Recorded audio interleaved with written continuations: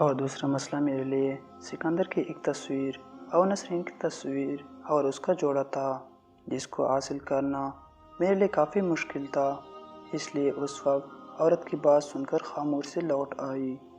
میری سمجھ میں نہیں آ رہا تھا کہ مجھے کیا کرنا چاہیے، اس لیے میں اس عورت کے پاس دوبارہ نہیں گئی، لیکن سکندر کو بلانا میرے لیے ناممکن تھا۔ اپنی ہار کا سوچ کر اسے حاصل کرنے کی تمنا میرے اندر بڑھتی ہی جا رہی تھی۔ اس کی یاد مجھ سے چپک کر رہ گئی تھی۔ میں محسوس کر رہی تھی کہ وقت کے ساتھ ساتھ میری دیوانگی میں بھی اضافہ ہوتا جا رہا تھا۔ خیر، وقت کو گزرنا ہوتا ہے اور وہ گزرتا گیا۔ پھر 1 سال بعد ایک خبر نے میرے اندر تباہی مچا دی کہ نسرین نے ایک بیٹی کو جنم دیا ہے۔ اب تو میں نسرین کو سکندر کی زندگی سے نکال کر دور پھینکنا چاہتی تھی۔ میں اس کی بیٹی کی پیدائش کی مبارکباد دینے کے بہانے سے ان کے گھر چلی گئی اور ان سے شادی کی تصویریں دیکھنے کی فرمائش کی۔ سکندر فوراً اپنی شادی کا البم نکال کر لے آیا۔ میں تصویر دیکھتی ہوئی بڑی چالاکی سے ان کی ایک تصویر چھپا لی۔ میں نے سکندر سے کہا، میں نسرین کے لیے اپنی درزی سے ایک سوٹ سلوا کر دینا چاہتی ہوں، مجھے ناپ کے لیے نسرین کا ایک سوٹ دے دو۔ پہلے تو سکندر منع کرتا رہا، پھر میرے اصرار کرنے پر نسرین کا ایک جوڑا دے دیا۔ ان چیزوں کو لے کر میں فوراً اس کامل عورت کے پاس پہنچی۔ وہ مجھے دیکھ کر سمجھ گئی میں کس لیے آئی ہوں۔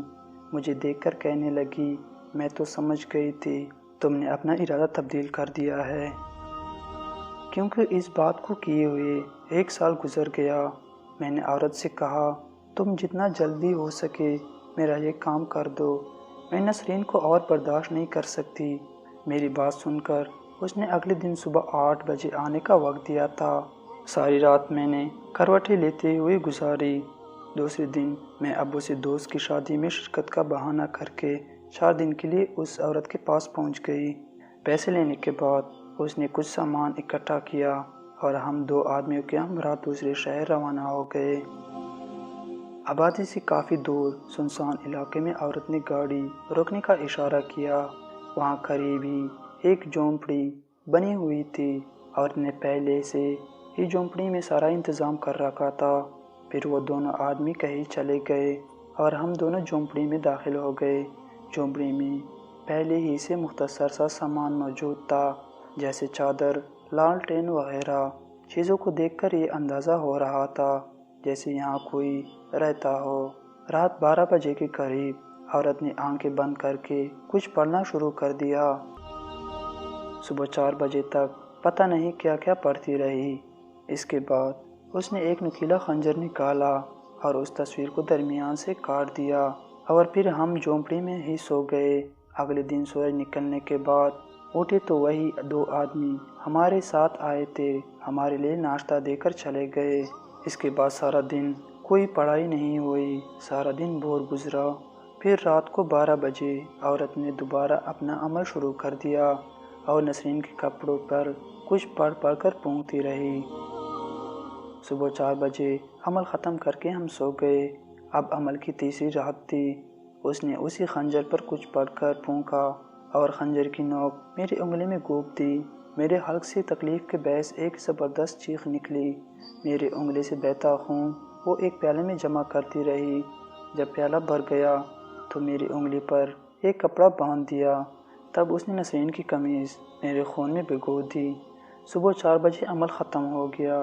اس عورت نے خوشخبری سنائی کہ ہمارا عمل 3 دن میں ہی مکمل ہو گیا ہے، ہمیں ابھی واپس جانا ہوگا اور نسرین کی قمیض کو کسی قبر میں دفنانا ہوگا۔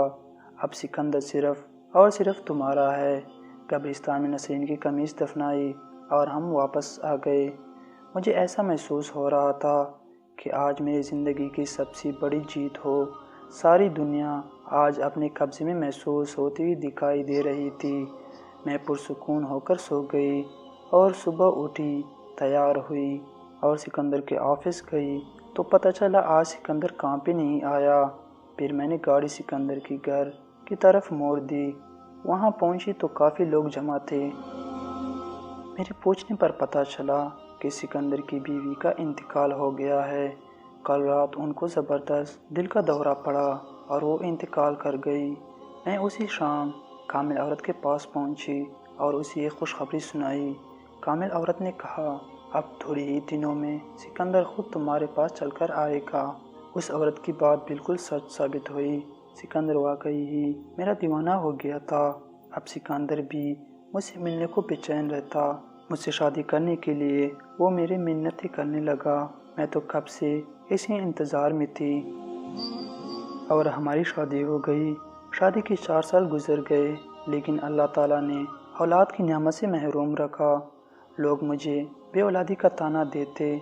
मैंने औलाद के लिए बहुत दुआएं और मन्नतें मांगी, तब जाके अल्लाह पाक ने मुझे बेटे से नवाजा। लेकिन बेटा देने के साथ साथ मुझे अपाहिज बना दिया।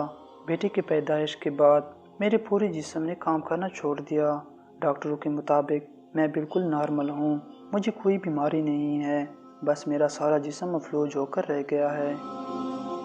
आज मेरा बेटा पूरे 25 साल का हो गया है और मैं गवर्नमेंट अस्पताल के एक कोने में पड़ी हूँ। इतने सालों बाद भी मेरे जिस्म ने कोई हरकत नहीं की। अब तो लेटे लेटे मेरी कमर गलने और सड़ने लगी है। ये बीमारी मेरे गुनाहों का नतीजा है जो अल्लाह ताला ने दुनिया में मुझे दिया है और उन लोगों के लिए इबरत बना दिया है जो हमेशा दूसरों का बुरा सोचते हैं। मेरे शौहर और बेटे ने तो बरसों से मेरी कोई खबर नहीं ली, क्योंकि वो भी औरों की तरह मुझसे गिन खाते थे। अलबत्ता कभी कभार नसरीन की बेटी मुझे आकर देख जाती थी। बहुत अच्छी लड़की है और जाहिर है उसके रगों में एक अच्छी और नेक औरत का खून गर्दिश कर रहा है। मुझे अपने बेटे से भी कोई शिकायत नहीं है, क्योंकि उसके रगों में मेरा ही खुद गर्ज खून दौड़ रहा है। मैंने अपनी ये कहानी एक नर्स को सुनाई थी और उससे वादा लिया था कि ये कहानी दूसरों तक ज़रूर पहुंचाए, ताकि लोग मुझसे इबरत लें और मोहब्बत को ज़बरदस्ती या जबरन हासिल करने के लिए अल्लाह ताला की हुदूद को पार ना करे। मैं अल्लाह ताला से अपने गुनाहों की तो रो रो के बहुत माफ़ी मांगती हूँ, लेकिन जिसके माफ़ करने से मेरी बख्शिश हो सकती थी वो तो अब इस दुनिया में नहीं रही।